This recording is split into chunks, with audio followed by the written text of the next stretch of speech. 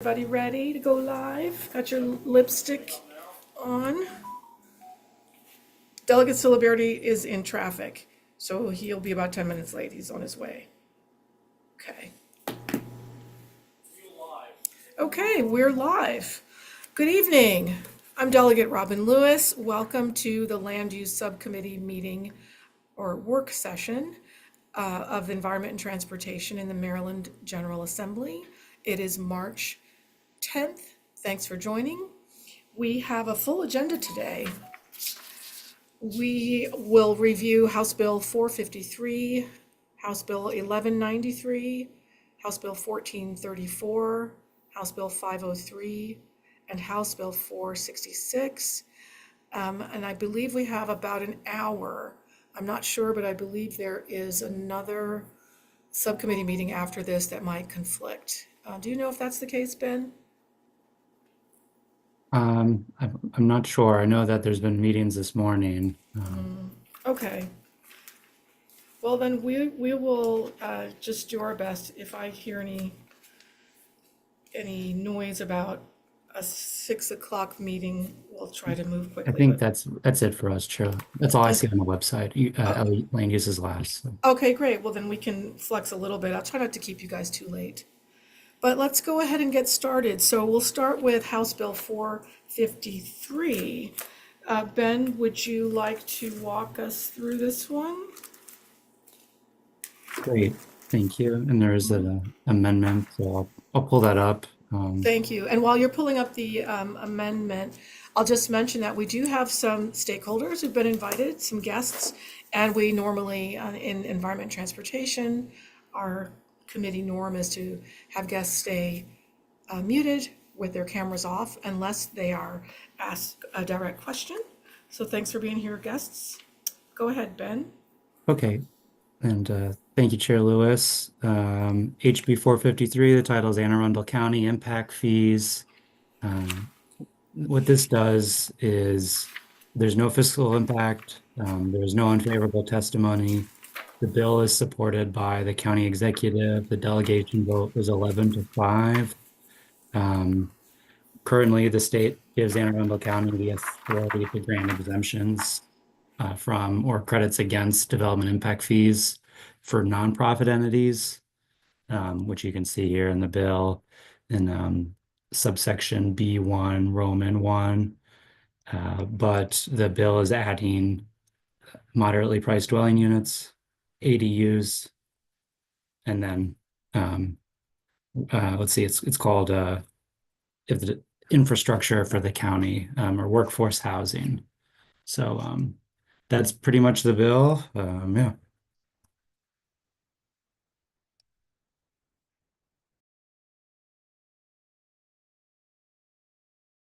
Sorry, I was muted. Sorry, guys. Thank you for that overview, Ben. So this is a local bill. We've received a local letter that was passed by the county with the majority. This is a bill without a fiscal note. Okay, so I see some hands up. First I see is Delegate Baylor and then Delegate Terrassa. Thank you. These are amendments. These are amendments, right? Yes, I can answer that. These are amendments. Oh, I'm sorry. Yes, okay. Great. Move the amendments. Do I hear a second? Thank you. So the amendments have been properly moved and seconded. Any discussion? Okay.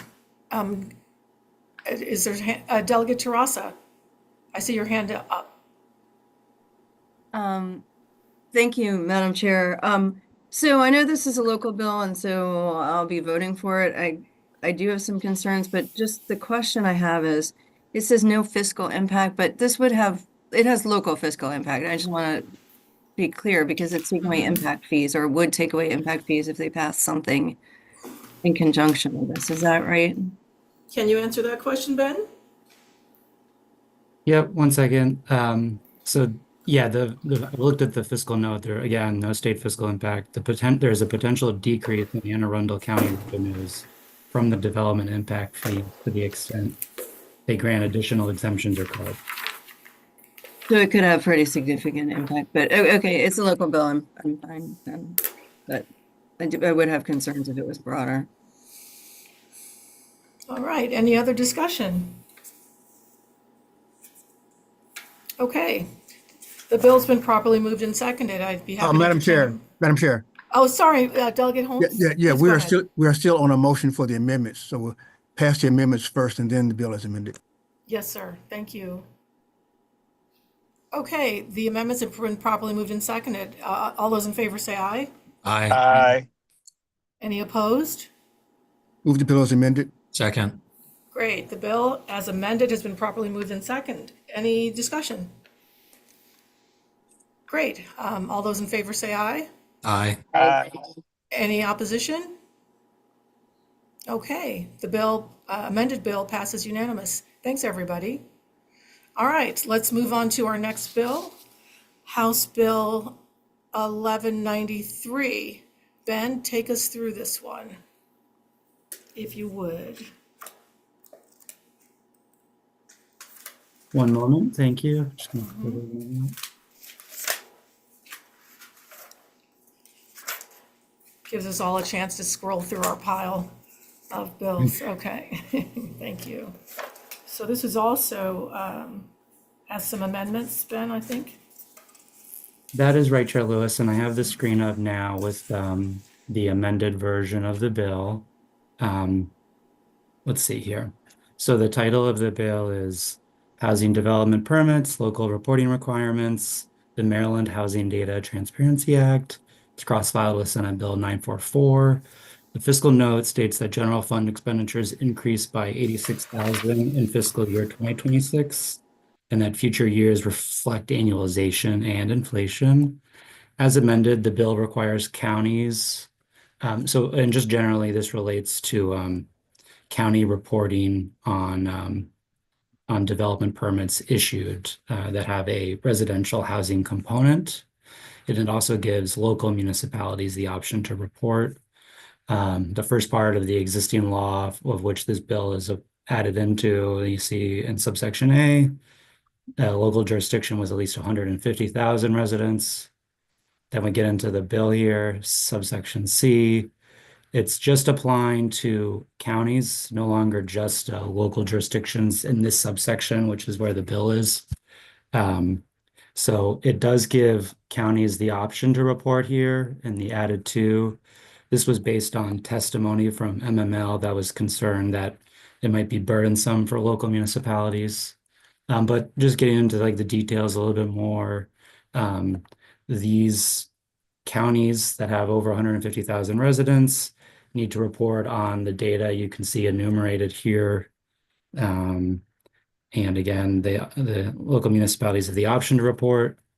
MDP is then taking that data and publishing the information on a searchable website, which you can see in subsection D. And then in subsection F, they're also submitting a report on the building permit information to the governor and the General Assembly. And MDP can adopt regulations to carry out that section. A real quick couple of things, like at the bill hearing, Montgomery Housing Partnership stated that it helps that this is important because it helps highlight disparities in data provided to the Census Bureau versus what the county permitting is providing.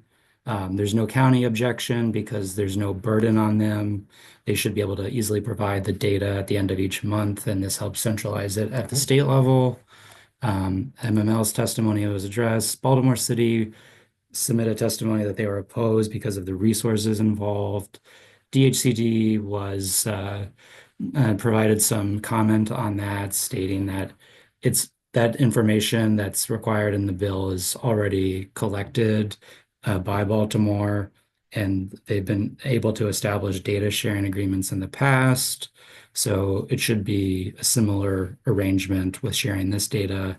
And they were saying that Baltimore City, they believe, is already collecting and recording this information.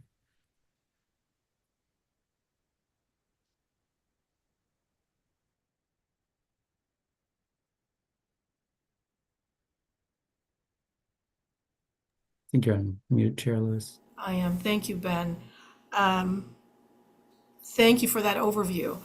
All right, Delegate Holmes, I see your hand up. Thank you, Madam Chair. Ben, I heard you mention option. Is it optional? It's optional for whom? Okay, thank you, Chair, or Delegate Holmes, and Chair Lewis, can you? Yes, please go ahead, Ben. Yes, I have it on the screen here now, Delegate Holmes. There's paragraph 2 here, beginning January 2027, and each month thereafter, each local municipality may report the information under paragraph 1 to MDP. So it was, as you can see above here, it was initially local jurisdiction, which meant county and municipalities, but it was just changed to be a requirement for counties. If I may, Madam Chair. Yes, please go ahead. So for the counties, it's still mandatory, but for the local jurisdictions, it's optional. Is that correct? As long as the county has over 150,000 residents. If I may, one more question. Please go ahead. Do you think that this would remove that fiscal 86,000 fiscal note? For that? Okay, and I think I did look into that. I emailed the MDP people about that, but I think we're still waiting to hear back. But I don't think I could at least say I don't think it hurts the fiscal impact, probably. Thank you very much. I appreciate the opportunity to question. Of course. Good questions. So any further questions on this bill? I have a question for you, Ben. So you mentioned that Baltimore City had opposed the bill on the grounds they felt it would be a financial imposition, but the State Department of Planning countered, we do data sharing agreements all the time, and you guys are already collecting this data. Did we ever hear back from Baltimore City, any response to the planning department's explanation? I did not. I was just gathering that information over the weekend. So, yeah. Okay, and we don't have Baltimore City in the room. No one from the Mayor's Office of Government Affairs. So, I'd be curious to make sure that the Baltimore City Department of Planning is content with this. Although it really does, I know that they do data sharing agreements. We all do data sharing agreements all the time. So it seems to me that shouldn't be an obstacle. This is a government transparency bill, essentially. This is a good government bill. And it makes sure that the State Department of Planning has up-to-date, accurate residential housing development information, which is a manifest good. All right. Any questions on the amendments? Move the amendments, Madam. Second. Or second? Okay, the amendments have been properly moved and seconded. Any discussion? Okay. The amendments have been moved and seconded. All those in favor say aye. Aye. Aye. Any opposed? Same. Okay. Did I hear? Move the bill as amended, Madam Chair. Second. Thank you. Second, the bill as amended has been properly moved and seconded. All those in favor say aye. Aye. Aye. All right, great. Thank you. We will move on to the next bill on the list is, I'm going to skip House Bill 1434 till the end. Let's go to House Bill 503. And we do have some guests in the room to help us with this. But Ben, if you'd start us out by walking us through House Bill 503. Okay, thank you, Chair Lewis. And I will pull up the bill and share the bill on the website while we go forward. Okay. Thank you. 1 second. So members, remember that if you have questions about this bill, we have guests in the room. We have Brad Fallon and Chuck Cook and Haley Lemieux for questions, should you have questions, okay? Great. Please go ahead, Ben. Okay, thank you. The title is Land Use Regional Housing Infrastructure Gap. It's cross-filed with Senate Bill 430. There's no state fiscal impact for local government. The fiscal note says that local government revenues and expenditures are expected to increase in certain jurisdictions beginning fiscal year 2026.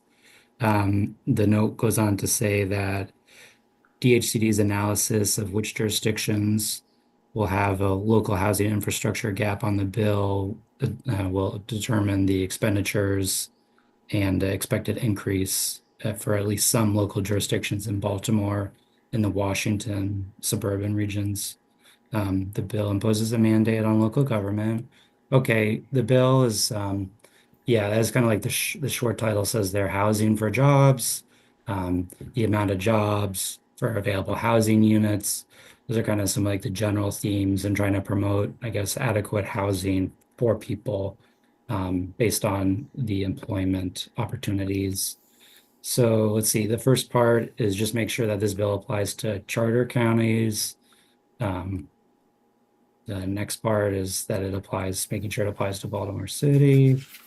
So the substance of the bill here, these are some definitions for the bill. In subsection B, that's the number of jobs by the place of work divided by the total number of the housing units. And then in E here, this is how the gap is kind of determined in a designated region. So that's going to be the number of units needed for the region's job to housing ratio to be below 1.5. And we'll get into some of that some more. So this determination is informed by, so here we have the regions, kind of like how they're grouping and looking at the housing to jobs ratio in each region, and they're looking at it through the region. So this Baltimore region, Washington, suburban region, Southern Maryland, Western Maryland, Upper Eastern Shore, and Lower Eastern Shore. Let's see, the next part, this is kind of how they're gathering this data and making these determinations about the jobs to housing ratio. So in 12201A, each year DHCD and MDP is publishing information for these regions, and it's going to provide the total number of housing units, number of jobs by place of work, the ratio of the jobs to the housing, the number of units needed to have the ratio of 1.5 or less, and then the difference between the existing number and the number needed. So let's see here. And then in B, DHCD and MDP, they are apportioning this regional infrastructure gap to each county based on the regional jobs located in the county and each municipality. Okay. 12202, this is some more terms about affordability. And so 12202, this is, you'll see here in B, this is providing a local jurisdiction to get a higher return to address an infrastructure gap if they're doing two things. One is, so as you can see in B, the number of units may be reduced in accordance with, so for every unit that is within 3/4 of a mile of a rail station, 1.5 units may be subtracted. So it's kind of like a bonus. And then for every one affordable housing unit built in general, you get a 1.5 unit consideration subtracted from that infrastructure gap. So yeah, let's see here. D, this is that the local jurisdictions need to be submitting a report on the documentation for their construction of these types of housing.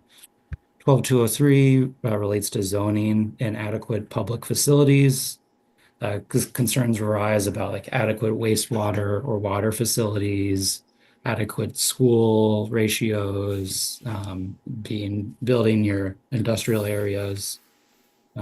So let's see.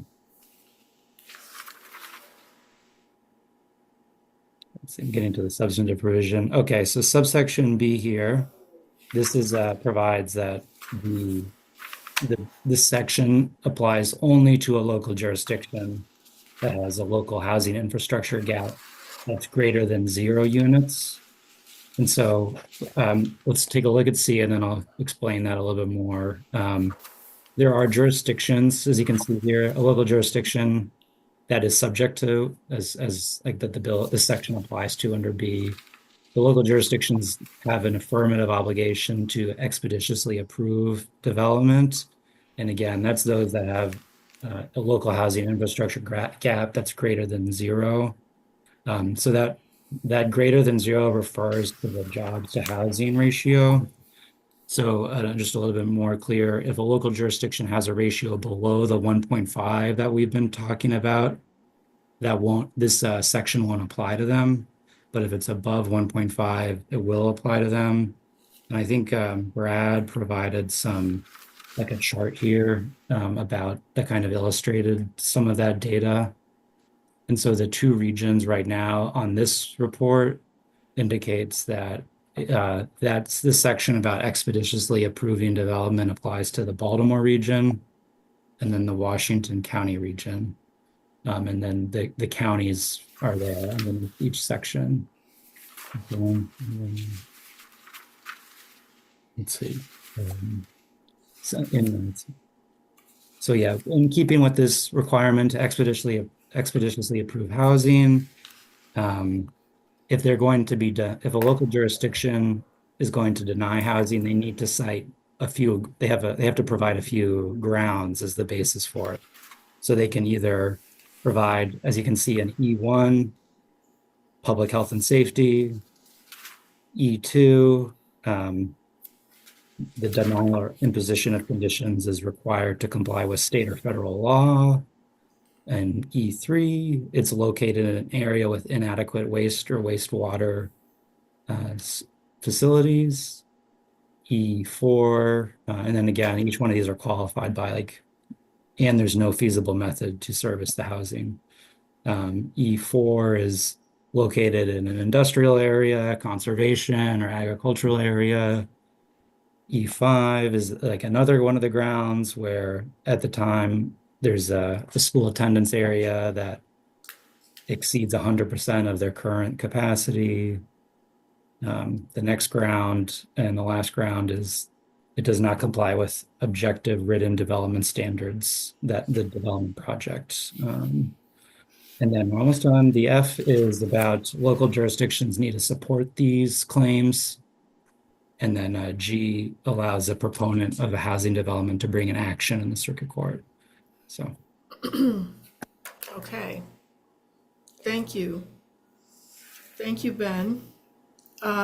Good overview. Lots to consider. Let's have some questions. I see Delegate Naraki. Please go ahead. Thank you, Madam Chair. I have 2 questions, if that's okay, Madam Chair. Please go ahead. Thank you. And you can direct your questions to whomever can best answer them. Yes, Madam Chair. So my first question is, and Ben, maybe this is for you, could also be to the governor's staff and other staff that are here, is about the rail stations. So obviously we've all had a big discussion about rail stations in another bill recently, the Transit Oriented Development Bill, HB 80. And I think there are some rail stations that are not appropriate to incentivize. And I think there's one in my district where we should not be incentivizing development. In fact, MDOT, I think, agreed with us there on that because they exempted out that rail station. So it feels like we're back to that same discussion about rail stations again. So I have strong objections to that part of it. Is that how you're reading that as well there, Ben, that it would apply to just any rail station? That's how it feels to me. Go ahead, Ben.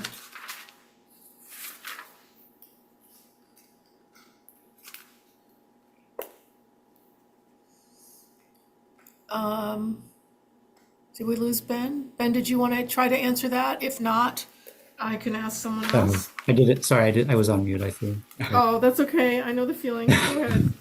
I would say I pulled up the definition here so we can all get a closer look at that provision. And I'm not sure if that looks familiar with what they were seeing in HB 80. But yeah, maybe Chair Lewis, the governors or Brad might be able to speak. Right. Thank you. So, Brad Fallon, you want to go ahead and try to answer that question? Come off mute. And Yeah, you can turn on- absolutely. There you go. Thanks, Madam Chair, and Delegate Naraki, thanks for the question. So the bill is not unlike the bill last year or the TOD bill in that it specially applies to rail stations. The only place that it comes into effect in the bill is the differential reduction in the housing gaps. Candidly, that's not something we're married to. And as we've gone around and talked about it, that is an idea that we're throwing up to say, hey, if we want to have kind of a carrot, just a soft piece of, hey, we're incentivizing transit-oriented development given the policy of the state. But there's no upzoning, there's no required development. It still leaves it completely up to the county, or if it's a municipality that has zoning authority, the municipality to decide whether they want development around the rail station. Okay. I do appreciate, Brad, that it is still up to the county. I'm a little concerned about that, given kind of, and I think we got to a good spot on the TOD bill. And so I'm a little concerned with that language there. The other question I have is, and maybe this is Brad or maybe this is Ben, I'm not sure who this is for, Madam Chair, but during the hearing, I believe it was Mako that pointed out that after 7 years, if a school situation, a school capacity issue remains in an area, that a housing development essentially could be approved at that point, even if that situation has not been rectified. I have a part of my district that's been trying to build a new high school for literally 20 years.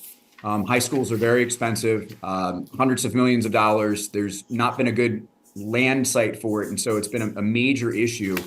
Just concerned that we would be potentially putting more units in areas that could be very overcrowded if they can't get a new school built within 7 years. Is that what this bill does? Who's best to answer that? I'm not sure about that, Fearless. I didn't see that in the bill, but maybe Brad has one of those. Brad, you want to try to answer that? Yeah, I'm happy to. And I appreciate the question, Delegate, because I think that is probably one of the biggest issues when it comes to housing development. On this one in particular, the 7-year timeline is really just looking out for the projections, the population projections there. That aligns with how the IAC already prioritizes funding for the schools. And so it builds in that way. It does not say that after 7 years they could build regardless. What this says is it actually sets a 100% standard. And that's why actually the Teachers Union MSEA came in support of this one. We worked with them, MSDE and IAC over the summer. This simply says you can deny if you have an APFO and that allows denials based on school capacity and the capacity is over 100% at that school. But it also says if it's over 100%, you need to look at the adjacent schools that are officially designated by the local education agency and IAC to say, okay, does the total number of seats exceed the total number of either real or projected students there? If not, then it says, okay, well, let's look ahead to see if there's other options here. If so, then they can still deny. So it actually sets a lower standard. That's part of the reason that the teachers are excited about it. Sure. And if I may, Madam Chair, could I just Please follow go up? ahead. Thank Yeah, you. let's get your questions answered. Sure, thank you. So, Brad, my one concern with the adjacency part is that there are high schools that can end up being a very long distance. We have some of these issues in my district right now that are sort of very spread out in Baltimore County, and so you could have parents, if we allow adjacent schools to count, driving 30 minutes or more to get to their school, particularly with how 695 looks at the moment in Baltimore County. So just kind of concerned. We kind of limited that with the APFO in Baltimore County recently. We got rid of what we called the adjacency loophole. And it feels like maybe this would be bringing that back into play potentially in Baltimore County. Did you want to respond, Brad? I'm happy to. Yeah, Delegate, I'm very happy. We did run all of the individual lists on this. So happy to pull kind of the schools in your district and chat exactly what that looks like in your district and in the county at large. Okay. Thanks, Brad. We can have a follow-up conversation about that. Okay, that sounds great. Thank you. Thanks, Delegate Naraki, for your questions. So you're going to get your questions answered by Mr. Fallon. Okay, great. That's good. That's some follow-on work. We can't solve everything here. Great. Okay, thank you. The next hand I see up is Delegate Terrassa, then Delegate Baylor. Thank you, Madam Chair. And I guess I wanted to hear, well, I have a couple questions, but just first following up on what we're just talking about, hear what Mako has to say about this, because this whole school issue and school capacity issue is something that counties deal with all the time. Could we possibly hear from Dominic Butchko on that? Delegate Terrassa, you can ask Mr. Butchko a question. Do you have concerns about the school capacity issue here and how it's defined in terms of adjacent, et cetera? Go ahead, Mr. Butchko. Yeah, so Delegate, thank you for the question. So I think our concerns are twofold. So first on that 7 years kind of aligning with the IAC on that. So first, there's no guarantee that the IAC will fund schools. Most funding for new schools comes from counties, and we know that we're in a tricky fiscal situation. I don't need to remind you, but I will. $250 million is being cut from the budget or deferred costs onto counties this year. So we are really, really concerned about what that's going to look like. In terms, though, of like, what does this bill do to school capacity, local authority, and APFO? So I'm looking at the Senate version, so excuse me, but it's E5. So that's page 11 in the Senate version. And so this talks about kind of Excuse me, Mr. Butchko, because it's a little confusing to talk about a Senate version. So it might be, well, it might be helpful if we can ask counsel to share his screen with the House bill again. I'm assuming if it's different than the Senate bill, but if you could direct us to the place in the House bill, which is what we're considering today, the issue that you're raising. And Ben, does that make sense, Ben? It seems like it could be confusing to be talking about two different bills. That was not what I had prepared today. Okay, thanks, Chair Lewis. Can you help us? Yeah, I think we got it straight Okay. now, but I think Dom will confirm that this is the right place. Yeah. Okay. Yeah, you are the exact right place, Ben. And I apologize, Madam Chair, for that. My notes, I pulled up the wrong notes. It's okay. But so looking at this section specifically, so this is really important for school capacity. What does this section do? What does it mean? This section is looking at not only the school district that you want to build in, but it's also looking at the adjacent school districts. And so we ran the numbers in Frederick County because they have a number of school districts that are at or above 100%. So just to kind of take a step back, counties have absolutely no authority or relationship in school redistricting or school capacity. We cannot reset the lines and boundaries of who can go to what classroom. We sign the check for the school district, and that's where our relationship ends.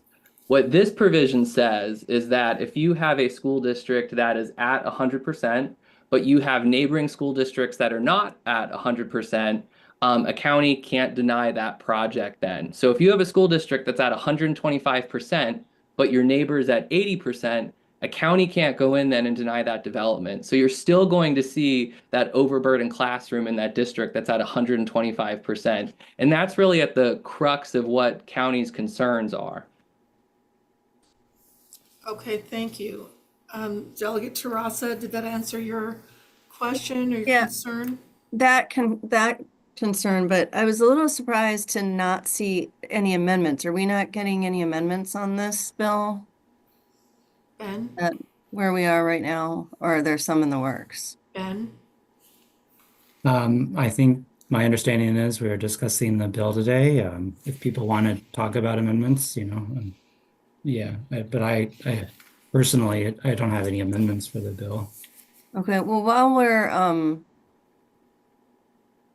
while we're talking, just following up on the Mako conversation, they had a lot of concerns in their testimony, and I'm wondering if any of those have been addressed or whether we could ask Dominic if he feels like those have been addressed.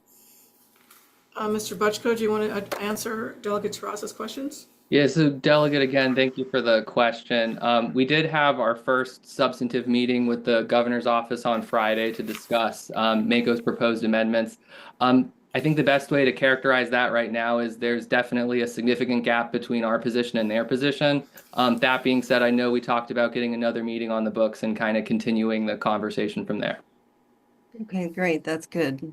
That's good to hear. I think this is like a very well-intentioned bill, and I think, just maybe some of the issues need to be worked out with it. That's all. So do you think, since we have both parties here, Mako is here and the governor's team and DHCD are here, what is the next step for discussing, concerns and coming to resolution? Who can answer my question? Mr. Fallon, Mr. I'm happy to, Madam Chair. Yeah, go ahead, please. Yeah, so we had an amendment conversation this past Friday. It was the 5th or 6th meeting that we've had with Mako, including with planning directors, with the legislative committee. We did appreciate having some conversations about direct amendments at that meeting. We had sent over answers to questions raised in that testimony, Delegate Terraza, back in January. We'll shoot those over to you as well. We're happy to address them. I do think Mako and MML have raised some good points, absolutely. Our posture from the first time they raised them when meeting with the planners was, yeah, I can see your point on this. This would help with the implementation and change it. I think the fundamental nature of the bill is objective standards. Really kind of once a project has started, taking the subjectivity that has stopped, it's not just housing in Maryland, but lots of places around the country. That is the core. I think on other pieces of this, we're always at the table to continue to have discussions about amendments. Great, thank you. Because it sounds, I'm sorry, who was that? Oh, that was just me, Delegate. Oh, go ahead, please, yes. Yeah, so if I can just follow up with what Brad said, same for Mako. You guys have heard the work we've done on solar, and we definitely are very interested in cooperating with the state where we can. This was the first meeting we've had that have gone into substantive conversations on our concerns and actually addressing what we sent over to the governor's office in January. So we look forward to continuing that. I think some of the stuff we're concerned about implementation, again, our folks are kind of the on-the-ground implementers, and there's just a lot of gaps with what this would mean in the communities that you and our mutual constituents call home. Okay. All right, thank you. I see Delegate Baylor. Please go ahead. Thank you, Madam Chair. I think I don't remember this from the bill hearing. I just kind of, Brad, to your point, this idea of like the state stepping in with objective standards, has there been any proven success of that in any other part of the country, or could you speak to kind of if this has worked anywhere else? I'm kind of just curious on that point. Yeah, I'm happy to. Thanks for the question, Delegate. Go ahead, yeah. Thank you, Madam Chair. Yeah, there have been. There's precedent for this around the country, kind of both on vesting and not. Washington, Montana, New Jersey, Rhode Island, Colorado have adopted in recent years standards for that objectives test. That really just says there are objective standards. If you meet them, you can move ahead. It does not decide what those objective standards are kind of anywhere in the country. The basic model there is just, okay, here are the conditions you need once you purchase property to be able to develop it with the density as zoned on site, as long as you meet all these standards, rather than moving ahead with the project and then a year or two down the road, changing those standards. Thank you. I'm happy to send over details on what other states have adopted this. Yeah, that would be great. That would be very helpful, Mr. Fallon. So when we get that information, my office, Jared, we will be sure to share that with the subcommittee. So if you would send that to us and to Ben, we'll make sure all the members get it. You mentioned just now, Mr. Fallon, information about other states. And earlier, you mentioned you had some summary overview. What was it? Something else you were going to send us? Is that different than what we already got today, which was the overview document with the chart of gaps? What I could do is consolidate some of the issues that have been raised, some answers to this, and then those other citations, if that's helpful, and send that over to the full subcommittee.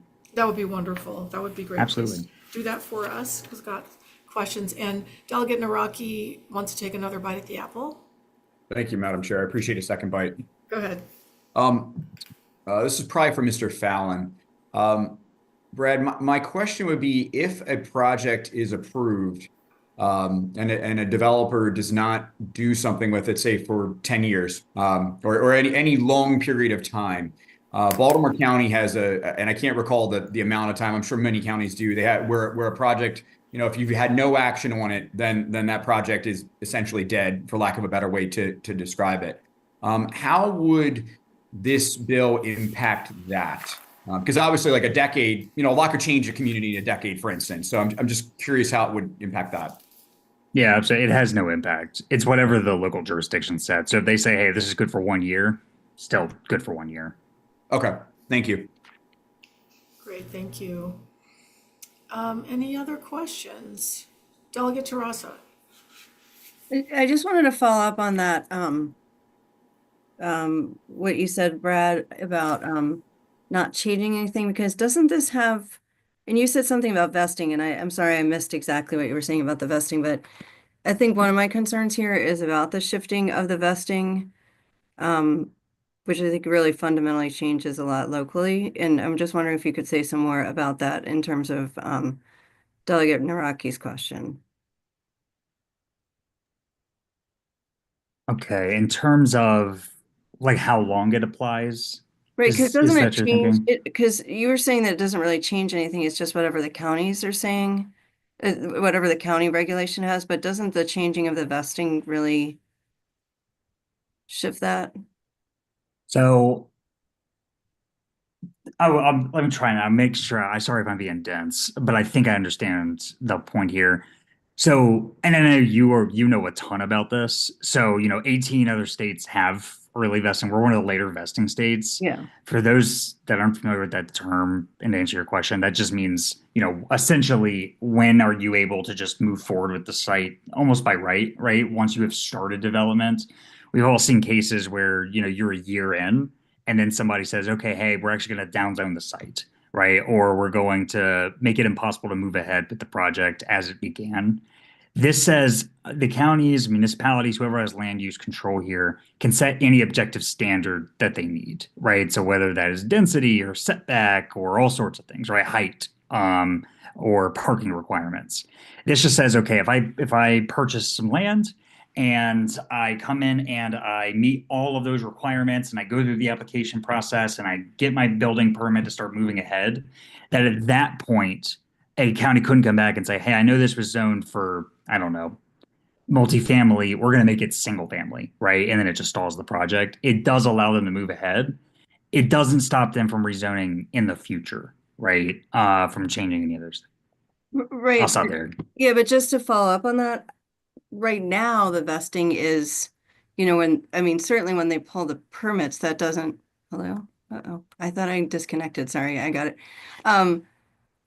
When right now they're certainly vested once they pull the permits. It was changing zoning. Frankly, I just will say that my experience has not been a changing of zoning out from under projects for my 12 years of experience on the council. But this, though, like the vesting, you were just saying this just says like if they're pulling the permits, they can't change it then. But this seems to move it much earlier in the process, unless I'm confused. No, I don't think it does, but I'm happy to circle back with you, Delegate. It is the objective standards that were in place at application submission, maybe where that is coming up. But the county still has every right, or a municipality, to say, hey, you can't move forward with the project until you get an actual permit. I think I might be able to provide some clarity there. Good. Madam Chair, could I ask then? Yes, go ahead and ask whoever you want to ask your question. No, They can only respond when you ask. No, I understand that. No, Dominic, if you have anything, like the way I saw this, and maybe I'm wrong, it really changes the vesting, and it seems like right now, like you can't change it on people under existing law once they're pulling permits. That doesn't reflect at least what I've seen in Howard County, but do you have any comment on the vesting piece of this? Yeah, so the vesting piece is a really good question. And first, I just want to point out in the December materials and also in our conversations with the administration, we haven't talked about vesting. Like that has not been brought up at all. And if you look back in the briefing stuff, vesting is not mentioned. Important context for Maryland and kind of what vesting is and what this means. So First, there are multiple states that are early vesting. Maryland's a late vesting state. That really means kind of when in the process do you look at what the local approvals are, what local APFO applies, and when can you build? So in an early vesting state, it's kind of like stopping the clock on when you put the permit in or when you got the initial approval. In a late vesting state, you can kind of look and see, you were approved 5 or 10 years ago, maybe the school capacity has changed. And so in a late vesting state, a lot of that kind of infrastructure capacity is still considered. This has been really a big thing that a lot of the developers and the pro industry folks have been trying to get. Mako has records on vesting going back about 25 years, and this has constantly been a very big thing. Important thing with the vesting and like the attachment to affordable housing, states with early vesting have just as big an issue with affordable housing production as states with late vesting. Washington State is probably the best example. They're an early vesting state and they still have the same issues that Maryland does. There isn't really a connection between vesting and getting more affordable housing units built. It's really when, those things like classroom capacity, wastewater, et cetera. When do they apply? When do we freeze the clock, et cetera?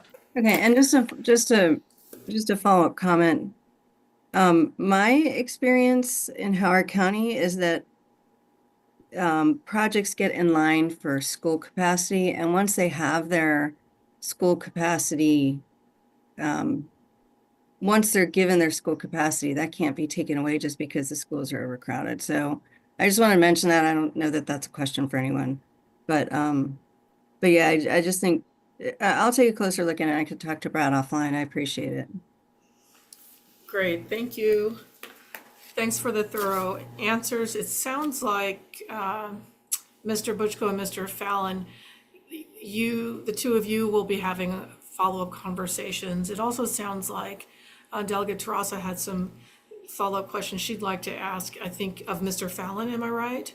Yeah, and that's great. I mean, they have been, I just have to say this of the governor's folks, they have been, and the department, unbelievably solicitous of conversation with me. So I really appreciate it. And we can just finish, follow up a little bit on that piece. Okay, great. Did I see any other hands up? Okay, great. Well, good conversation. There's some follow-up that needs to happen, some more thinking through.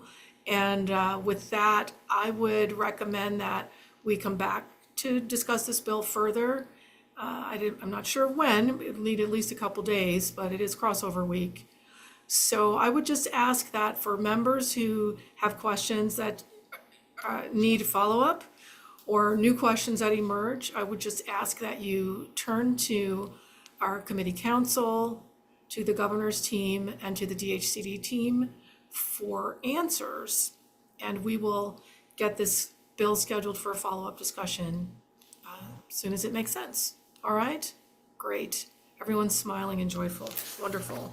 We're going to turn to, now thank you, Mr. Fallon and everyone else. Okay. Great. We're going to turn to House Bill 1466, and that's the accessory dwelling unit bill. That is Delegate Vaughn Stewart's bill, and I did welcome him to join us so that we could ask him questions if we needed to. I think he was here for a minute. Oh, he's here. There he is. So Delegate Stewart is not a member of the subcommittee, but he is on E&T, and he's certainly welcome to be here to answer questions. Thank you, Delegate. Ben, would you be so kind and start us through House Bill 1466? Okay, thanks, Chair Lewis. I'm pulling the amendment up. We had the bill hearing last week, I believe. This is the Land Use and No Property Accessory Dwelling Unit Requirements and Prohibitions Bill. It's cross-filed with Senate Bill 891. There is no state fiscal impact. For local impact, the note says that the net direct impact of the bill on local government finances cannot be reliably estimated, but local jurisdictions indirectly benefit from increased housing for jurisdiction residents resulting from accessory dwelling unit development. There are some amendments, and that's what you can see on the screen right now. In general, real quick, accessory dwelling units are often referred to as in-law suites. They have a variety of terms, but There are usually secondary, smaller dwelling units on the same lot as a main residence. The bill establishes state-level standards regarding the permitting and construction of accessory dwelling units. Let's see here. The testimony from the bill hearing, we had DHCD was noting that ADUs or accessory dwelling units provide lower cost housing options without requiring large-scale development.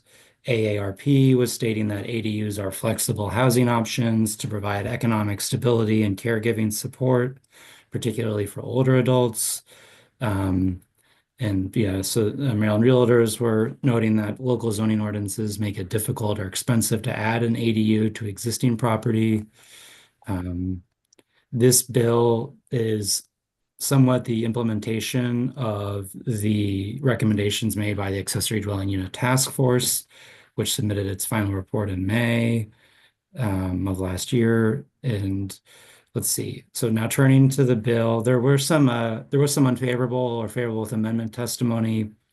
I believe the amendments that we're going to go through are largely reflective of the testimony from MNCPPC. Hagerstown was requesting a limit on ADU mandates to single-family properties and allowing locals to prohibit ADUs if the only access is through an alley. Let's see, Delegate Ziegler at the bill hearing was concerned that one single-family home could just become two homes. Okay, and so with all of that background, we'll get through the bill, starting with the substantive provision here. This is a definition for ADU. You can see in B1, it's narrowing it to a single family home that is attached or separate. Let's see here. And yeah, that's that additional clarification about what an ADU is, separate from the single family dwelling or attached as an addition to the primary single family dwelling. 4502 is stating that this applies only to the development of ADUs with a single family dwelling unit as the primary dwelling unit. 4503 states that the policy of the state is to encourage ADUs. And then in B2, local jurisdictions are required to establish policies that further that intent. 4504, each local body must adopt a law authorizing ADUs by October 1, 2026. They can have standards and prohibit conversion of an ADU if the only vehicular access is from an alley. That's I think speaks to the Hagerstown amendment or testimony that we received. Let's see, 4504B. These are that the local laws that are adopted should be addressing health and safety. Okay. 4504C, the local laws adopted under the section can exclude development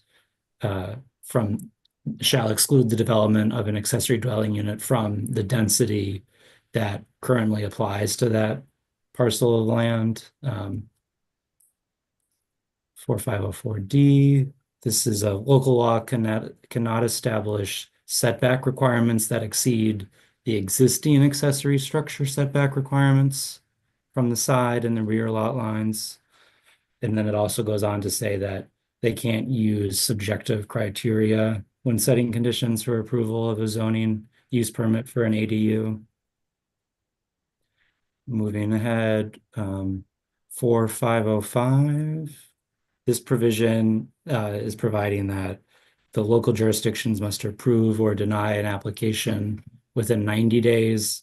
I think there was some concern within 90 days after receipt by the agency responsible for making the zoning decisions. There was some discussion about that at the bill hearing. However, let's see, there was some additional amendment language here that says that if the applicant requesting a delay or failing to provide that information, they're tolling that 90-day requirement. And then 4506 is that the local jurisdictions can't charge, is about impact fees. They can't charge impact fees or excise taxes if the ADU is less than 750 square feet. And then they also add in B here that they can charge the impact fee if it's at least 750 square feet and assessed based on the square footage of, in proportion to the square footage of the primary dwelling unit. And then 4507 is talking about integration with the sewer and the water. So if the ADU is integrated, the utility cannot charge a connection fee because it's part of the existing connection. And they can also elect to use a meter that is shared with the primary dwelling unit. Couple of last parts here. This is the real property title now of the or article of the code. This is the restriction on use provision. Basically, you just can't have unreasonable restrictions on use, as it says here in B1. May not impose a restriction on use, may not impose unreasonable limitations to develop or offer for rent an ADU. And then their exception for historic properties. And then 11B of the real property article, this is for homeowners associations. And this is talking about how notwithstanding any of the bylaws, declaration, or other agreements, the HOA has the authority to treat an ADU as a separate lot for purposes of voting on a homeowners association matter. And then the last part of the bill is talking again about notwithstanding the contracts of the HOA, capping the assessment that may be levied in a fiscal year or limiting assessments to each lot. So yeah, and that is the bill as amended.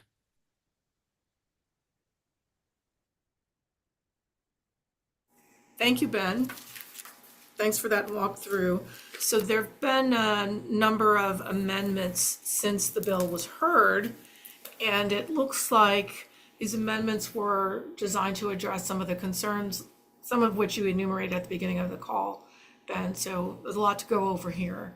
Let's start with some questions. I see Delegate Lehman and then Delegate Naraki. Go ahead. Thank you, Madam Chair. Could you go back to that section on the language around restrictions on use? You went over that really quickly, and I wasn't able to zero in on what it said or what the explanation is. Go ahead, Ben. Okay, let's see here. So yeah, this is in the real property article. This again is concerning ADUs. They're talking about restrictions on use, which are enumerated here. On the use of the property, the deed, the contracts, security instruments. In B1 is kind of maybe the substantive provision that's stating that if a property owner has the exclusive right to use the property and abides by the laws and regulations, a restriction on use may not impose or act to impose an unreasonable limitation on the ability of the owner to develop or offer for rent an ADU. Yeah, I think that's probably, there's some more info here in B2. The unreasonable limitation includes a limitation that is significantly increasing the cost of building an ADU or effectively prohibits the development of an ADU. And then there's some provisions here about homeowners associations. Okay, so does this address more existing accessory dwelling units or future, like the ability to build one? I'm confused by that. Or both? Does it try to do both? Right. Oh, yes. Chair Lewis, can I answer? Yes, please. Okay. I think both. It's just and it's through mostly the local, it's addressing the local restrictions on accessory dwelling units too. That's a lot of the bill. On existing ones, or an attempt to build one on a property that is zoned correctly and has enough land? That's what I'm trying to get at. Or does it attempt to do both? Yeah, in 4504 here, on number, Okay. oh, So it's about future ADUs. So the other question I have, because, and I bring, by way of background, like Delegate Terraza, time on my 8 years she was 12 years in Howard, but I was 8 years on the Prince George's County Council. So, this is a familiar concept to me. It's been debated for years in Prince George's, but I was curious also about, and I don't think I was there for Delegate Stewart's presentation of the bill. I was curious if the bill uh, addresses or attempts to address um, how accessory dwelling units can be used going forward under county law around um, um, long-term rentals, I should say short-term rentals, short or long-term. I don't know what the right term is, but I'm kind of drawing a blank. But like VRBO or Airbnbs, is there, any attempt to kind of square those things, or does that bill not touch on that at all? Is that a question you can answer, Ben?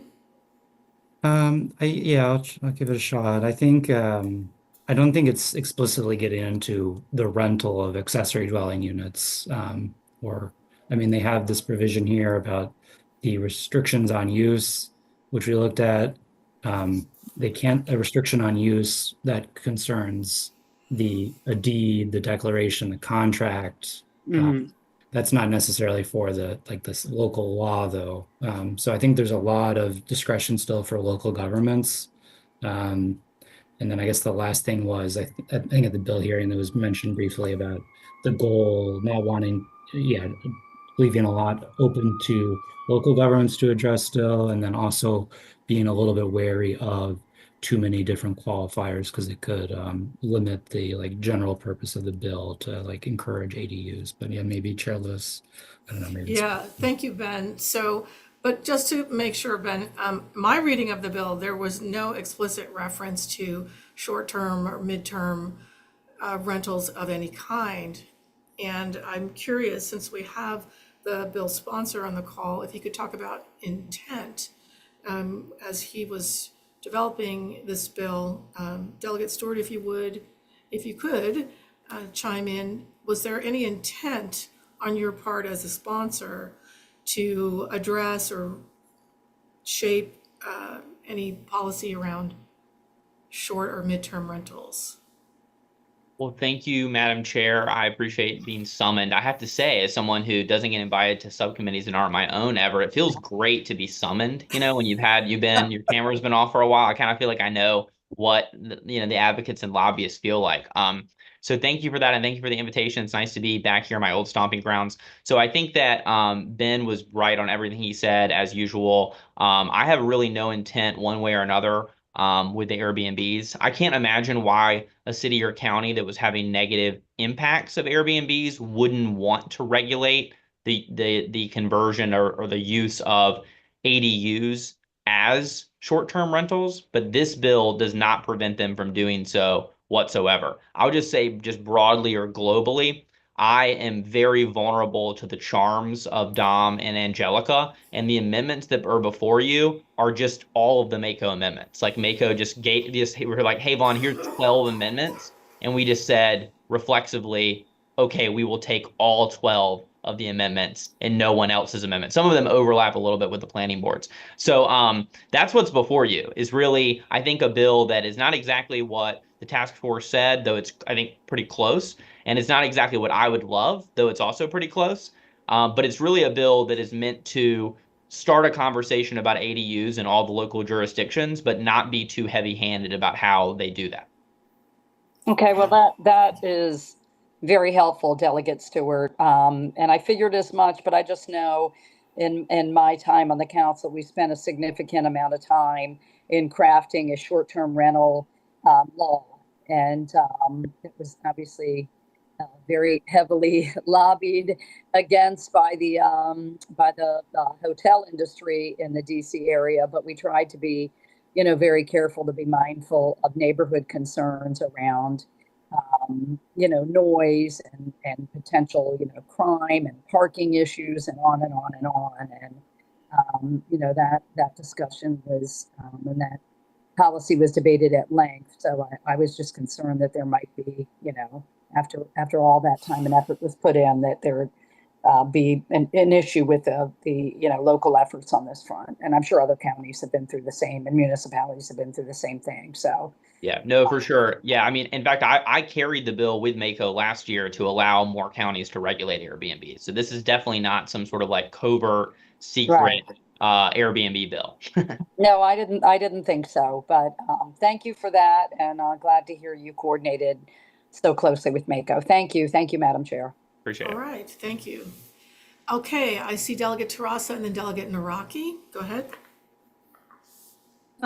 Madam Chair, I think Delegate Naraki's hand was up first. I'm happy to go first, but Okay, I'm just calling him in the order that I see them. Delegate Okay. Naraki, would you like to go ahead? Sure, Madam Chair, but I think mine's a simple question. So this is probably for Famous last words. no, I think this one truly is a simple question. This is probably for Delegate Stewart, although it could be for Ben. I just know Delegate Stewart's very knowledgeable about this topic. So Delegate, I was talking with my cousin over the weekend, and he was really excited about the idea of kind of moving this forward because Baltimore County doesn't have a policy right now with respect to ADUs. I think he actually was excited because he's trying to get his mother-in-law out of his house, to be honest with you. But his question was, do they get their own mailbox, or because like the homeowners association part kind of like made me think, is it two different addresses? Is it one address? How does that work? Just like from a functional standpoint. That's a good point. So typically, well, first of all, I really appreciate your cousin's support. What is his name? Dave DeNicky. Dave DeNicky. Okay. Yeah. Well, Dave, if you're out there watching, I really appreciate your support and happy to, in any way help you with your familial situation going on in your household. But secondly, to answer your question, ADUs do typically get their own mailbox and they do typically get their own address, but it can differ. Typically, that's how it works, though. Thank you, Delegate. Okay, Delegate Tarasa, did you want to go ahead? Thank you, Madam Chair, and thank you to the sponsor of this legislation. We've had a number of conversations, and there's a couple of things that I was hoping we could clarify in here. And one of them, the first one is about the single family. I understand that the change from single family zone to single family house. At Mako's request, there was a change on, I'm not sure I remember which pages those are, but like for example, page 4, line 20. And I think one of the things Delegate Tarasa, could I ask Ben to pull up the Oh, yeah, sorry. document so we're all looking at it? That's okay. It's just so we're all hanging together here. Thank you. You said page 4, line 20? That's one of the places it is. I think it's in a couple of places. Okay, go ahead. Page 5, line 6. Yeah, and Delegate Tarasa, could I just briefly summarize, I think, some of our discussions and just say that I agree with you and then let you go on with whatever you want to say?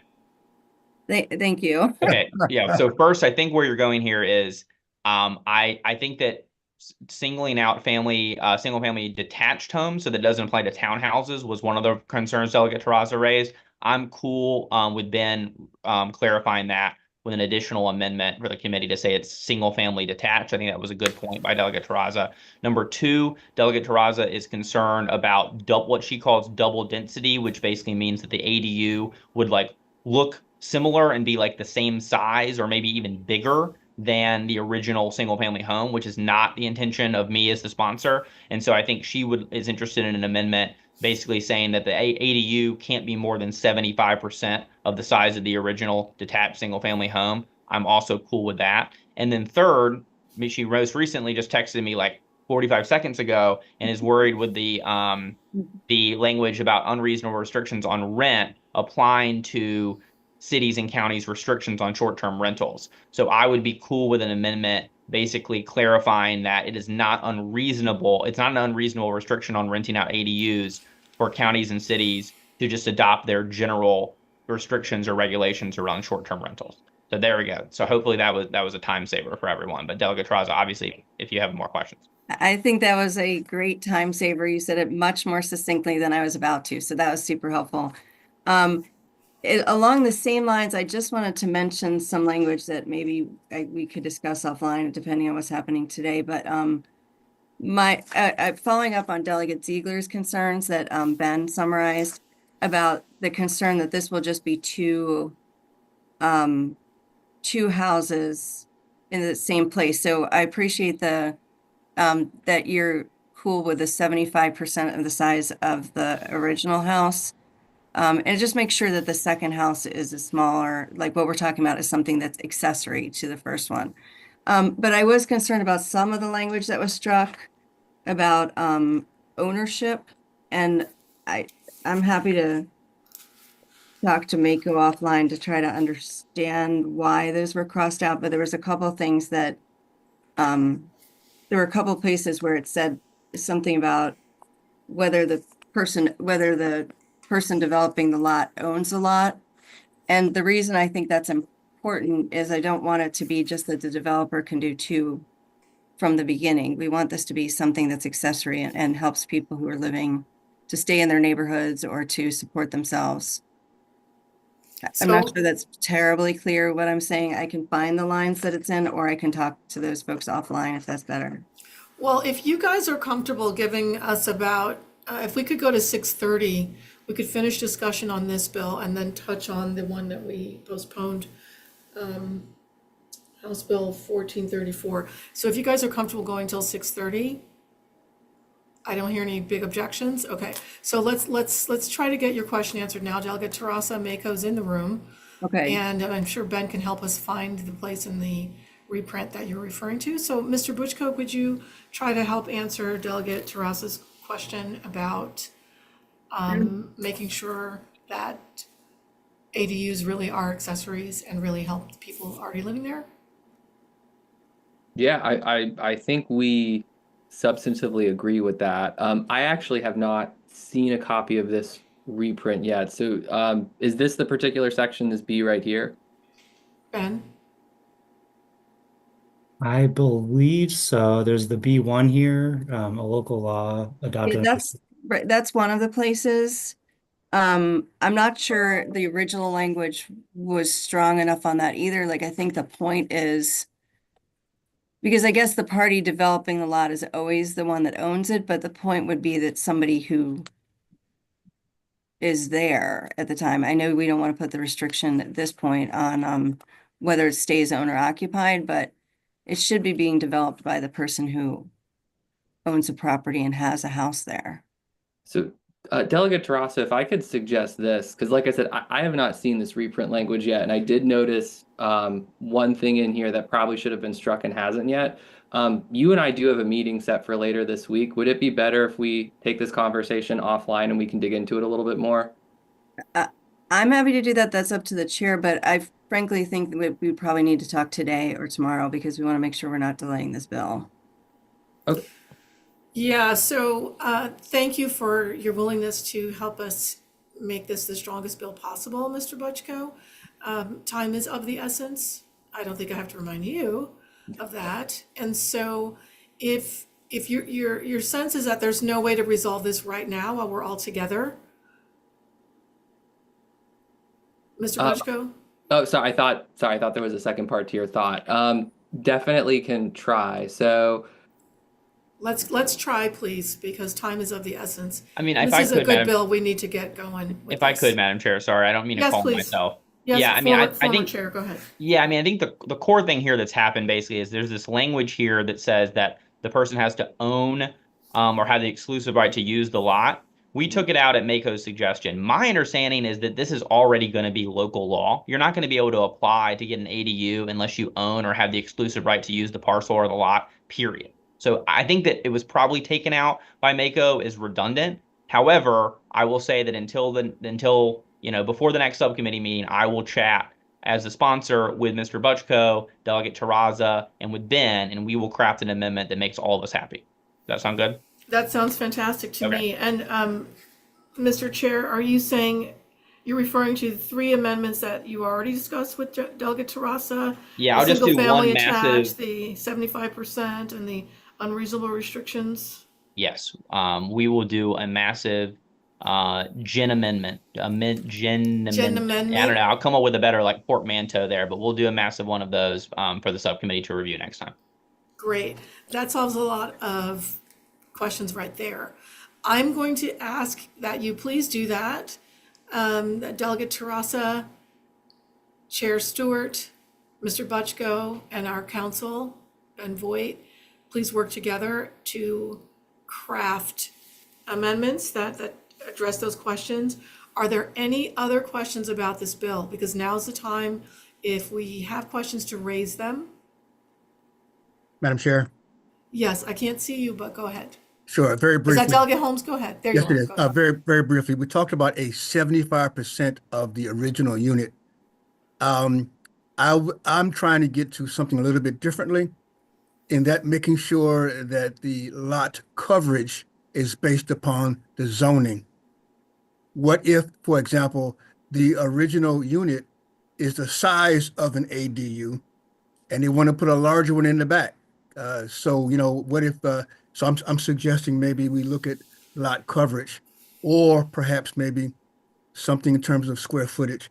Also, and based upon Doug and Rocky's question, a part of the bill also says that the ADU has to have its own lot and has its own assessment, which would imply that it has its own address. That's all. Thank you very much. Thank you. Thank you, Mr. Chair, Delegate Holmes. Great question. Who can help answer that? I mean, the idea of you just want to define the terms on which, we're agreeing that an ADU has to be smaller. So 75% of lot size, 75% of square footage of the main house, whatever that is. You want to get into that more succinctly? Yeah, and we can talk offline about it, but because Okay. we have to go to another bill, so I just wanted to bring that up real quick. Okay, so is that something that Ben, Delegate Stewart, Delegate Terrassa, Mr. Butchko, as you're pulling together, refining the threads here, you could do that for us, please, so we're not waiting for another conversation. Wonderful, thank you. Any other questions on this bill? On this great, very well developed bill that just needs a few more refinements? Okay. You guys are awesome. Thank you. With that, we will end deliberation on House Bill 1466. Thank you, Delegate Stewart. You may escape if you wish. We're just going to quickly go to the last bill on our list in the last couple of minutes. We have 6 minutes. Thank you guys for giving me extra time.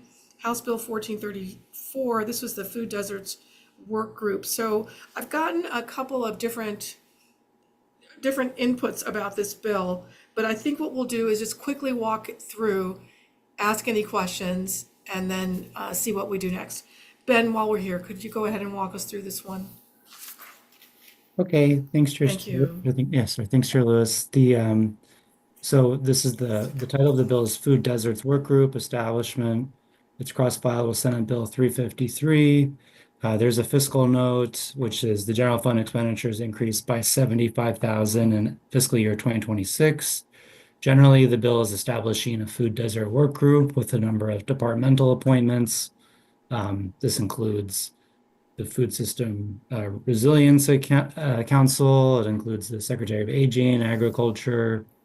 It also has a representative from MML, from MACO.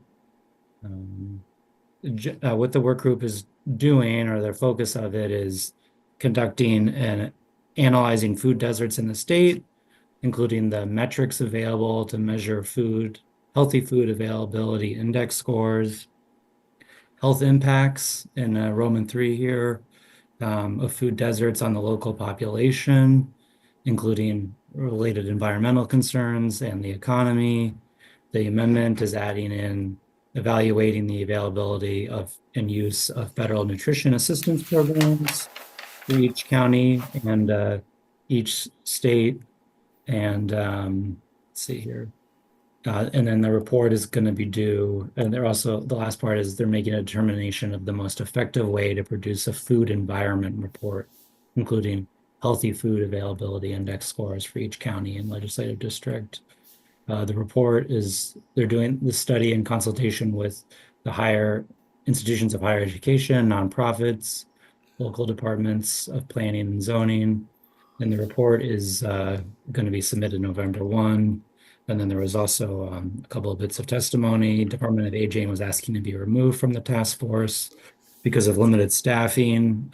Another entity was asking to be added. And then there was also some discussion about the Food System Resiliency Council bill. So. Okay, great.